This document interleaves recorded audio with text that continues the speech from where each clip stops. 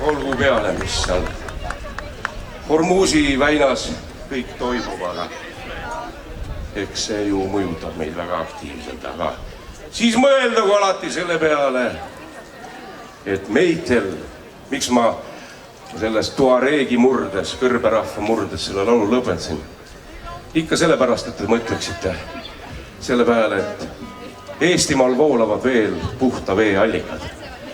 Ja tuleb aeg, ma näen, kui puhas joogivesi saab maksma rohkem. Tegelikult hoidku Allah meid selle eest. Aga nüüd ma kutsun jälle endale abijõud siia. Inger Kallikene, tule umeti nüüd aita onu Mardi välja. Lase vanamehel puhata natuke. Lasen.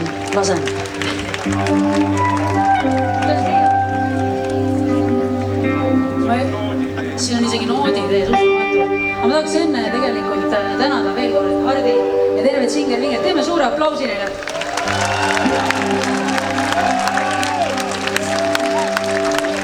Mul on väga eriline tunne seista siin ja tegelikult eelnevalt 2 juubelikontserdit ka teha läbi, sest et mul on siuke tore nimi.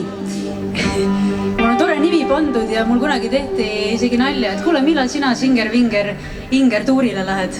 Ja näete, asjad lähevad täide, kui neid välja öeldakse. Et mul on väga-väga tänulik täna siin olla. Aitäh ja järgmine laul on Uni.